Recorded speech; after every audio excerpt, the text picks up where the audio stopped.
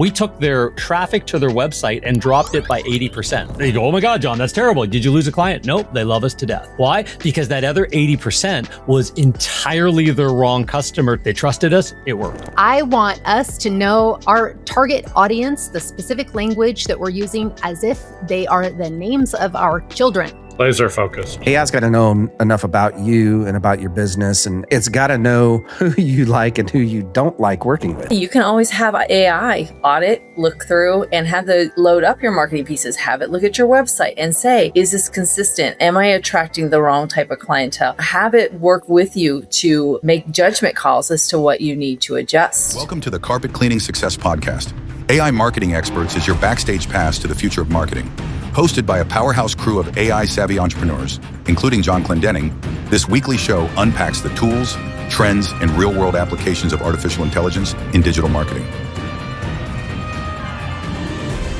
It is Brad here with another episode of AI Marketing Experts. I'm here with these smiling faces and brainiacs, and we just love to jam out and talk about everything that is not only happening, but what's moving the needle for businesses and marketers in the AI world. By all means, if you are listening to us on a podcast channel or YouTube, like us, share us, tell people about us, and we will do our best to bring value every single time. So today we are going to jump right in, and we're gonna unpack some things about ICP. And if you don't know what that is, we are going to tell you what that is as well. It's not a band.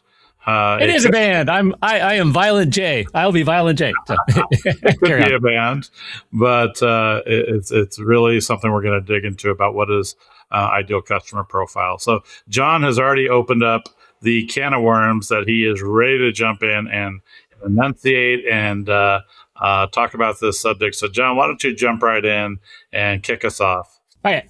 So, so we were chatting about this earlier before we jumped on, because as a group here, we like the AI marketing experts, as Laura just reminded us, we're almost coming up to a year of doing these podcasts. We're pretty close to that.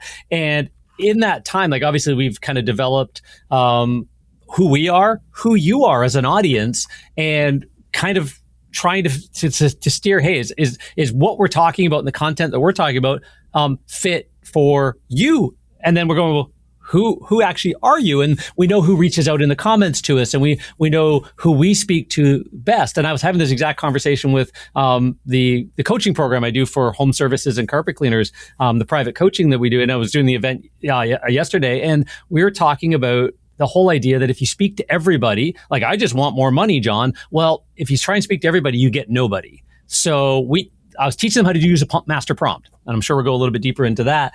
We've talked about it a whole bunch of times, but if you don't dial in who your ideal customer profile is, who you'd really love to work with and only work with, the type of person, where they live, how they dress, what they think about, what keeps them awake at night, what their challenges and struggles are that they know, what's coming on the horizon that maybe we know that you don't know yet, that we're bringing to you, and why you watch this show. That whole concept is like every business needs to know who their ideal customer is, why they chose that. AI can make this so much easier to figure out than years and years ago of having to try and download data and go find stuff and buy reports. And 6 months later, you might go, well, maybe I think I've got it figured out. No, it's like it's a cup of coffee in an afternoon. And you could really have that really good conversation and figure out who your ICP is. And then all of your marketing, we as the AI marketing experts helping you understand this, all of your marketing can aim towards that preferred clientele as you shift your markets. How's that for an intro? I like it. Aiming with Amy. There we go. We were even talking about before we started recording that a tiny shift, even from as agency owners, if we relate, or like if a YouTube video says small business owner, do we resonate with that, or do we look for YouTube videos that speak to agency owners, even though agency owners are small business owners, So little shifts like that, I mean, they seem little, but they're actually very important. Like I mentioned, I want us to know our target audience, the specific language that we're using, as if they are the names of our children. Like that's how ingrained in your brain your target audience should be. Laser focused. Absolutely. Laser focused. Yes. And I know with this group, obviously, when we're learning about AI and seeing what's new, what's rolling out, it is easy for us to have so many subjects that we want to cover per episode. And we want to bring at it for different things. And having our conversation today based on feedback and everything of questions that people are asking about the master prompts, how can they get that tuned in more? That kind of prompted our conversation here today of making sure that our topics, the level of discussion that we bring, do they actually move the listeners and our viewers forward? Or is it just more noise in the AI world? I mean, we pride ourselves on sticking to that strong foundation and providing nuggets, tips, tricks that you can move forward on when you start, so you don't have to be seeing and hearing all the noise. So I think that is the ICP is definitely a valuable place for all business owners to start. That's And exactly you mentioned, Laura, the question that was specific round that someone sent in, it was still sounding a little bit generic. The content from their master prompt, and it was Right. We found out that it was because of the ICP. Yes, their yeah. ICP was missing. And so having that conversation with AI, just again, use your phone, click your favorite AI, the large language model that you want, click that and start talking and saying, this is what you've liked about the clients that you've worked with. This is what may have projects longer than what's needed. And just go through and you'll find AI will ask you questions, and then it will lead you to a well-defined ICP. So I think that is very beneficial. And a couple of other ideas, so again, in AI, what would we do? Think about this, Chris, for example, using one of the dashboards or data center, you have when you transcripts going over into a spreadsheet or into a resource vault or whatever, right? So, and if you had phone conversations that you could go back to, like transcripts, if you had difficult client conversations, if you could, context is everything in AI anyways, if you could load in, if you can kind of start thinking through the type of context that you could give it, you could start a conversation, say, hey, ask me some leading questions, let's figure this out. And by all means, you'll work your way down the rabbit hole, and just with good questions and good prompting and all that kind of stuff, you could get to a really good conversation about an ICP or a couple of ICPs that are, maybe a residential and a commercial, depending on the type of business you're in, or, a lower tier clientele if you're an agency, and the higher tier clientele, and the different ICPs inside of those, right? There's ways around that. But if you started off with sort of client data, customer data that you currently have, conversations that you currently have, complaints that you currently have, and say, hey, based on all of this, let's have a conversation about who we work best with, and who loves us more and who loves us less in our clientele. And is there some things we could flesh out about that? It's no different than Google Analytics or a Google ad or a Facebook ad is trying to dial in who the ideal customer is. And I tell our clients this all the time. It's it might be a certain area of town. If you get if you feed it the right data, you get ads come in, somebody clicks on it, you tell Google, by the way, this is the ad ID of the person who clicked on it and called us. Oh, by the way, this is the ad ID of the person who booked. If you could, the more data you can feed back, Google and Facebook go, oh, now I know who those are. And I always make the joke, they could just be Dave Matthews fans. You could find out that your clothing store or your carpet cleaning company or whatever is just really attractive to Dave Matthews fans. We wouldn't know that. But it could, it's just my goofy way of saying it, but it could be something so obscure you'd never even know. AI can help you figure out, based on your data, what is that? What are some of these nuances of this ICP? Then you can break down all your marketing to target it. It is a little goofy, John, but still relevant. Thanks. Well, I was digging over here because I know that, in the typically we would start with personas. And of course, that is who your decision makers are, who you want to ideally talk to, what's their language, what's the problems. But they're, that's the thing that is, as John said, it could be as simple as this side of town. But when you might be in a different type of business, you may need to look at their psychographics. You might want to look at, you definitely want to know their behavior. You want to know about their decision making. So if you think of the successful projects you've had in the past as that small business owner, when was the light bulb clicked? What were you saying? What questions were you answering? What problems were you solving that got them to where they're now your ideal client? So if you kind of think about those desires, beliefs, those identity features, behaviors, it really does help you with the language. So I think it was Jen that said earlier that you are speaking directly to them. I know John kind of mentioned you don't want to be speaking to a forest. You want to be speaking to the birch tree within that forest. So that language, the way, if you see the questions they are asking online and you are going to be able to provide that solution for their problem, if you ask it right back to them, it makes a huge difference. And again, that's the items that make your master prompt stronger and keeps you from sounding generic while you're using AI. I know, Chris, you've done a lot of training with the agents and, definitely the leveled up with everything that you've been speaking about on episodes. What all goes into training those so it doesn't come off generic? So, yeah, and it kind of comes back to a lot of things, that we've already talked about. And if you followed us for any length of time, you've heard us talk about the foundational pieces that you need in any kind of AI platform. We've talked about it here. Your foundations are basically your master prompt, your document that says everything about you, what you believe, who you work with, and all that kind of stuff, right? But when you're trying to dial in your ideal customer, right, you've got to really think about that, because it's not just who works well with you, but who do you want to work with, right? And when I sat down to try to figure that out for my agency, because for the longest time, my agency was a generalist agency, meaning that everybody was our target audience, right? And it wasn't until I met with Josh Nelson, and he's like, well, what, who you have to choose a niche, right? And that's because the riches are in the niches, right? Quote unquote, kind of a thing, right? But it was very true. And there was tons of reasoning for that for us.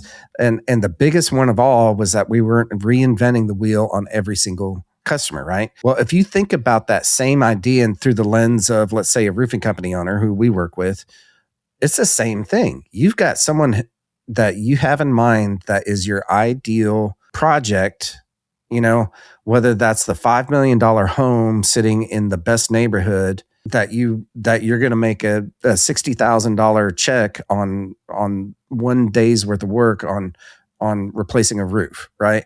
Mm. I mean, that's kind of who we want to put through our lens. Now, the question then becomes, and tying this all back together with us, right, and in our podcast here, is how do you do that with AI? Well, it starts with the foundational pieces, right? AI's got to know enough about you and about your business and so forth. And it's got to know who you like and who you don't like working with, right? Because we all have those too, who we do not like working with, right? So I'll share here what I just literally just did, because I was curious what would happen. Okay. And me, I like showing off what we're doing with AI, because it shows you guys how to actually do these things. Okay. So, me with Claude, right? I right now love Claude, and I'm in just the straight up regular Claude, but I'm in a project, right? And projects are super, super important, because you can have all of your information that you constantly feed to it. You can have instructions for that project, which I do for us. So I've got the AI Marketing Experts podcast here. And I was just curious, if I gave it no information other than what's in this project folder, what would happen, right? So I said, are you aware of the Amy ideal customer profile? Nope. And these are the things that it needs. And it says over here, want me to draft a working ICP based on what I know so far, and you sharpen it from there. I said, yes, go ahead. Right. And so this, I was sitting in the background as we're all talking about this, took a couple of minutes, and it, again, knows my businesses and knows all about this, podcast here, our show. It knows who's in the show. It knows all sorts of information about this. And I've worked inside of this project before on all sorts of, things. So it knows a lot about this, about us. So anyways, it's going through here. It's 6 questions I need you to answer to lock this in. But here's essentially what it even came up with zero information, right? And I think it's actually not too bad. Small business owner or solo small team marketing lead, right? Is our firmographics, revenue 500K to 10 million, which is pretty broad, right? For small businesses. Team size 1 to 25 employees, vertical lean, service-based, home services, healthcare, professional services, whoever, right? This is still very, very broad right here. And I think that over time, the 5 of us can definitely tighten this up. Okay.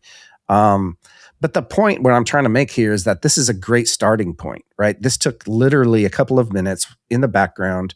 I can sit here and I could further fine tune this and answer all of these, and it will help work with me and fine tune that document so that I can take that document to my team, right? Which is y'all, on this part, but, and we can discuss it, and determine, yes, this is our ICP, or no, this isn't, is way off, right? And I lean more towards if it's way off, then it's probably because it, as my dad, he was a programmer, he would always say garbage in is garbage out, right? So, or garbage in equals garbage out. And it's the same thing here with anything that we work with in the AI world. So make sure it knows enough information about you before you go down this path. Feed it as much as you possibly can. Okay. That's brilliant. And I think because it has some context, as you mentioned, so it started in a place, it has something, so it got closer than it would have with just a general stab at, oh gosh, no. And then, go down, answer the questions. You could even have it like if anybody has filled out any of those surveys on Instagram, for example, or whatever, wherever you get them, is like, right now I'm getting the Tai Chi from a chair. I don't know if it's my age, my hair turned gray, but everywhere I go now, apparently I should be doing Tai Chi from a chair because it's like every day, 10 times a day. But if you actually click on it, like after the 50th time you see it, go, okay, what is this? It's a survey. And so, I mean, it asks a bunch of questions, and it's leading you to, and it's trying to dial in how to sell you better. It's trying to dial in, like, we are marketers, we know what it's trying to do. Chris could take this with Claude right now and say, hey, now as he gets a little bit closer, now I want to pull the rest of the Amy team, the rest of us, and create a survey for this. So like one question at a time, deep psychometric survey that Brad and Jen and John and Laura can fill out, that would ask very, very specific leading questions to have as a group dial in and create, an ICP matrix that becomes a conversation for a next board meeting, as an example. So think of your own company if you did this work and then had it create something that you could send them, create something that you could print out. Now you bring team members like carpet cleaners, like get your technicians to fill it out. All like have AI help you create a list of questions instead of spitballing it with the dudes around the truck as they're loading up to go get urine out of carpets tomorrow morning. Give them a bit of homework and, hey, fill this out for me by the weekend, bring it back, and I'll give you like a $10 Starbucks gift card or something like that. Right? Now you're actually using AI. Put that back in. Here's what my team says. Okay, off you go. And now you're being an AI-driven leader in your company. So I have to ask, what in the world would you do with a $10 Starbucks gift card? Because that's only going to get you a half a cup of coffee. Yeah, you can put sprinkles on top of whatever you bought. 20 years ago, when my daughters were young, and my wife and daughters would go to Starbucks, I'd say, "You mean you're going to Costa Latte?" Oh, I get it. Okay, Dunkin' Donuts, a $10 Dunkin' Donuts. Right. I'm Canadian. I was going to say Tim Hortons, and I had to adjust because unless you're just in Buffalo or along the border, you don't even know what I just said. So we have two in our town. We're good. No way. I just want to point out. Go ahead. Yes, This I- is hilarious. This cracks me up because I 100% identify with this right here. Allergic to AI bros. AI Mhm. bros. Yeah. Well, that ties into what I was going to say of what Chris mentioned is you can help determine who you don't want to work with. Yes. Because there's always variables. And like maybe startups is not your, maybe that's not part of your ICP. It might be. I mean, it's not to say it's bad. Everybody starts somewhere. But sometimes those could be, as we call, a PITA. Everybody knows what a PITA is, right? Oh yeah. Yes. So yeah. Dan Kennedy used to talk about that, and we did that when I ran my cleaning businesses. Is like, so there was it's how do you sift sort it? How do you make your marketing sift sort and screen? So all of this goes to where what are you using it for, right? So how do you make your marketing sift, sort, and screen for you so that you don't attract the people you don't want, like you just said, Brad? So there was always the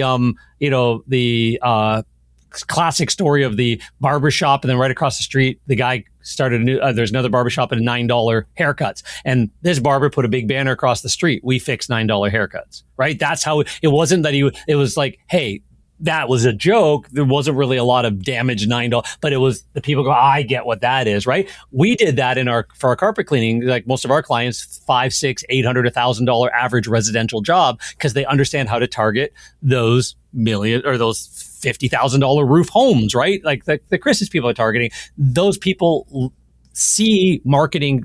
They don't hire the company with a bunch of guys with ripped jeans showing up and spitting off the roof. Like there's a whole different company that shows up and markets differently. So We Fix $99 carpet cleaning is one of a really great ad to run in pay-per-click and in the local marketplace and stuff like that. Not that the person who's hiring the $99 carpet cleaner would ever hire this company. It just sift sorted and screened because they picked their ICP.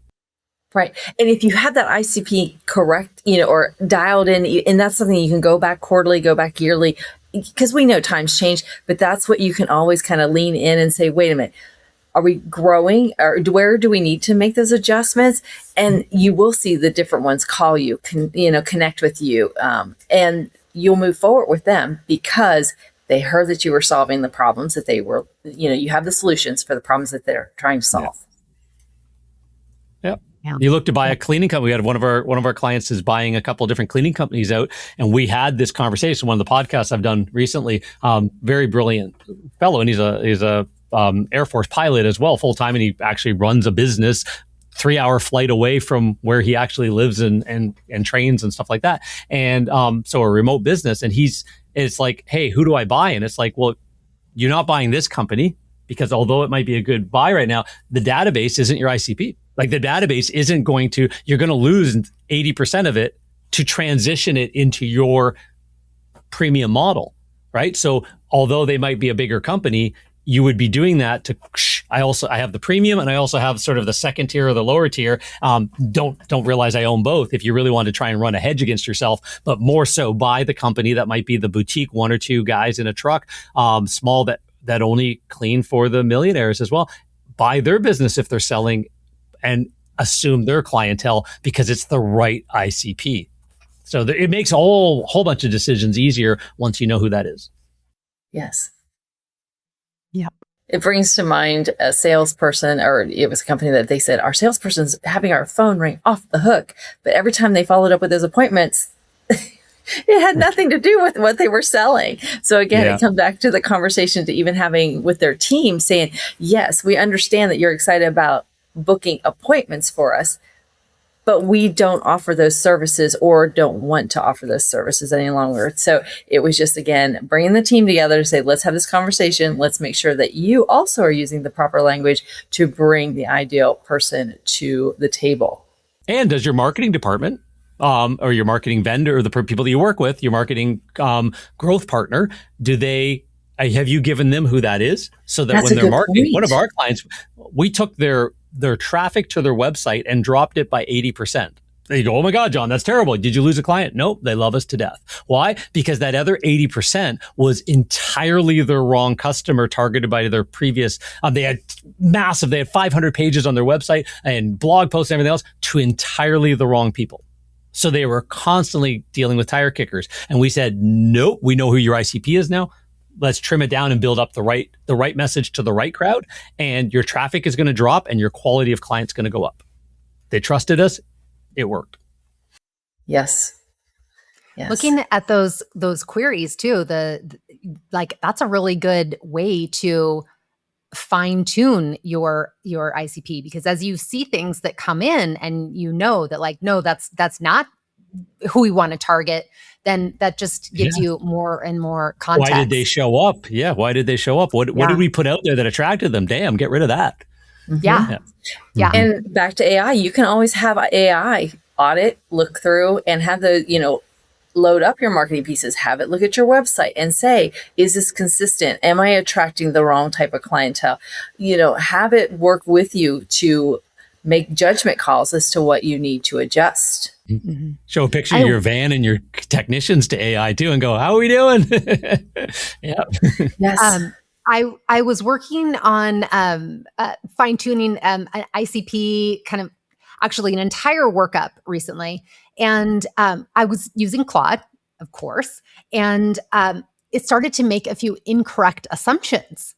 And so, and this is like, we're in conversation about the ICP. It has a lot of information about it already. And still it started to make, a couple of incorrect assumptions. And so I know I've said this before, but it's so important to catch those things early on, as you're working with AI, because if you're just letting it run and not like checking all of the details, crossing the T's, dotting the I's, then you could have a trajectory of like where everything goes after that point that is just not what you had intended. So great point.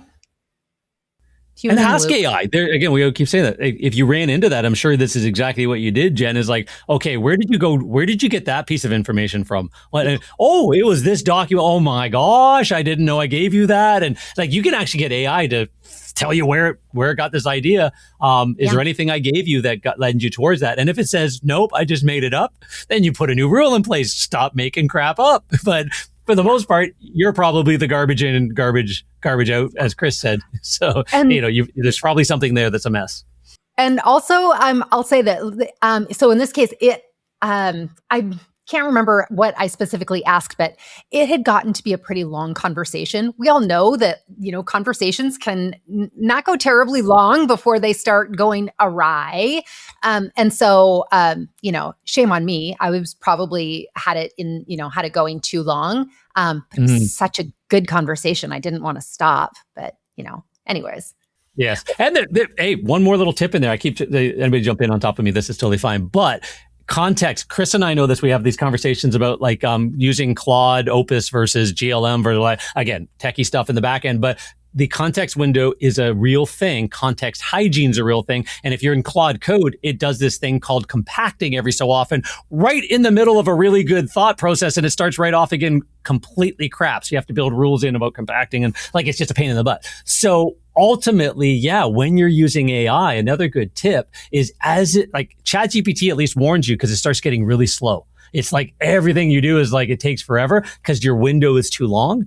Ask it to create a handoff, like encapsulate this whole thing into a handoff file that I can copy and paste into a new chat and start over again. If you're inside that project, it has the whole project window, but your one chat thread is too long. It can only look up so far, right? Whether that's 200,000 tokens now or 1 million tokens, depending on your model, doesn't really matter. It is reading all of that to answer the next question, all of that to answer the next question. And there's a moment when you want to sort of, hey, give me the most important salient points.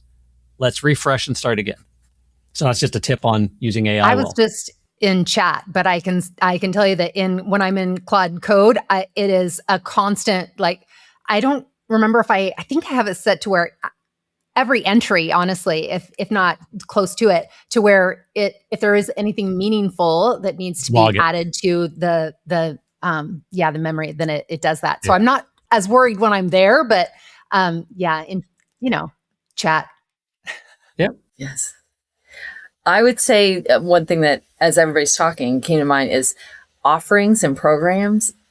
once you have an ICP established, or you're saying, okay, great, I feel confident that I have defined the right audience that we're speaking to, then that's when I would recommend load in your programs. Make sure that those are also what you would appeal to your ideal customer. You want to make sure that we just don't assume that that's the program that would excite them. So that also AI will provide feedback. Does that make sense? Where's the tweaks? Do you need new language? Are you answering questions? Are they searching for something on this part? They ask you answer. Obviously, we refer to that often.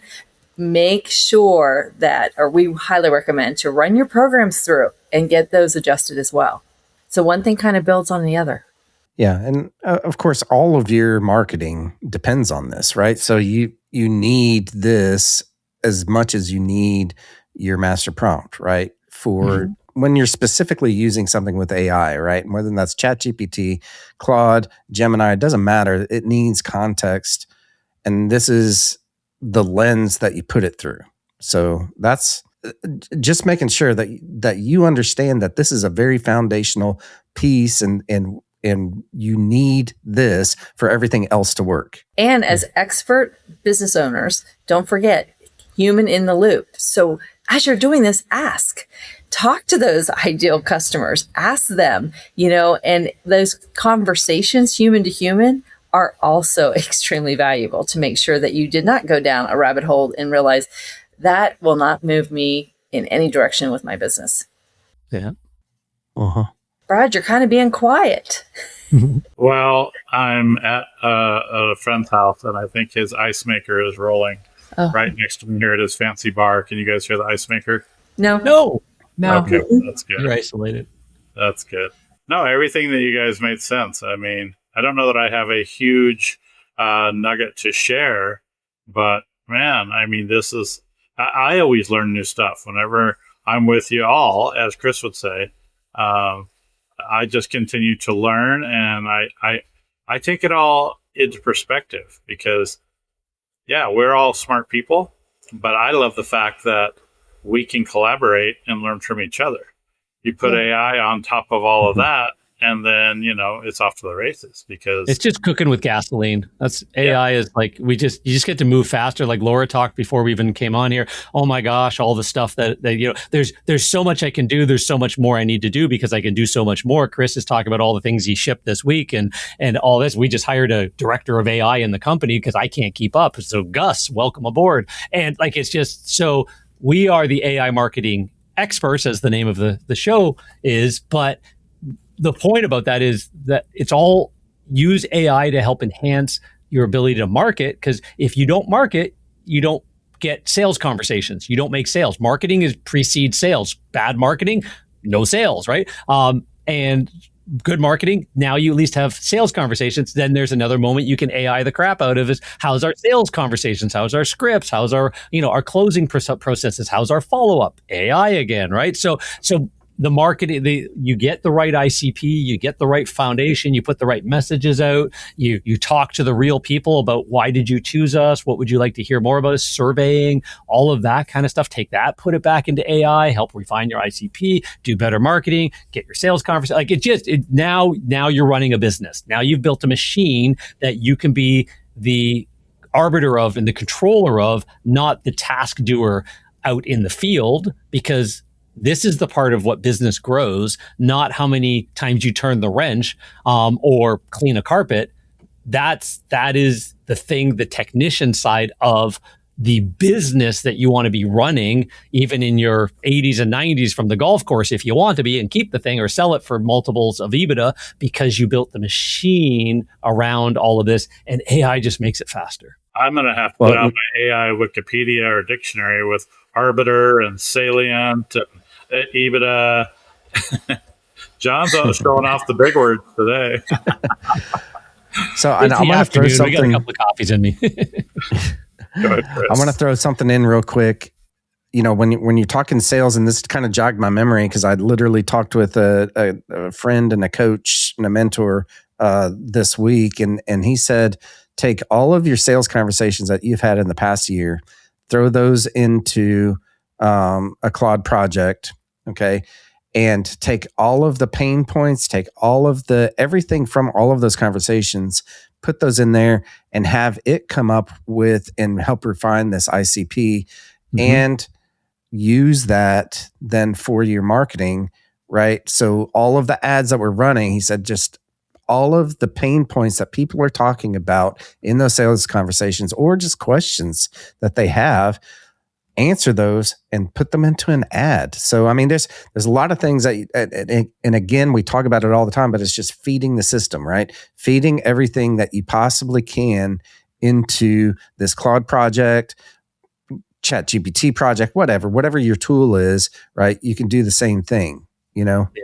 So, I'll second it. Yeah, have it look at your website and rewrite your website. How would this look if you rewrote it to this ICP you developed from every single one of my conversations, or a landing page, or a free report, or like, yeah, once you have that, it's like, you know, what I built, you guys, I showed this to you quite a while ago, was our 2 avatars. Like, we work with carpet cleaners that just happen to own a business and business owners that just happen to be in the cleaning industry. And they're 2 distinctly different people.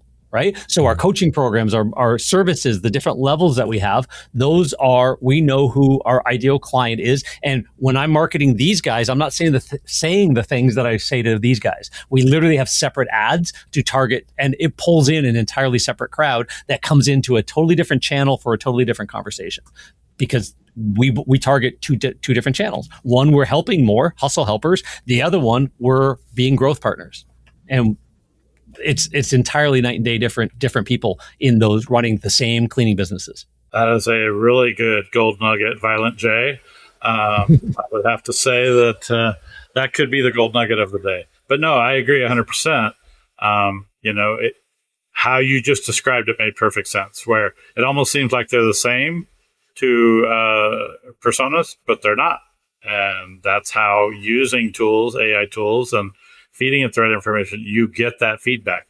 You can then dissect. Then you can like you say, whether it's your landing pages, whether it's your social media, whether it's your website, you can then custom tailor it to who are your ideal customers. So if you guys think any of this is cool in the audience, description down below, AI Marketing Experts Insiders Club, because the Christine on our team that will be creating the after show notes and putting it up into the free community where you can ask questions. These show notes are going to be gold. So you're going to have a lot of little ideas and nuggets and to-dos and action steps and stuff like that. So just a little plug for the Insiders Club that you're going to want to join. That's exactly right. Well, with that, was there any parting thoughts before we wrap for the week? Like and subscribe. That's right. Jen's having a really good hair day, too. If you didn't notice, Yes. Laura's not far behind. wait, what about me? Well, You got a ways to go before you're on my and Laura's level. that's right. Even Brad, he's got his there. It's going to be a good John's chasing us too. Yeah, we're trying. That's right. Well, guys, it's always fun. We always have a good time. And hopefully it's informative and helpful for those that watch us, listen to us. Like we mentioned, share it with other people. There's a lot of people out there that need help when it comes to what they can do with AI, how to leverage it, how to make it work for you. So, like always, we're excited to be a part of this. We're coming up on 10, 11 months now. So, we're going to do a wrap for the AI marketing experts for another week.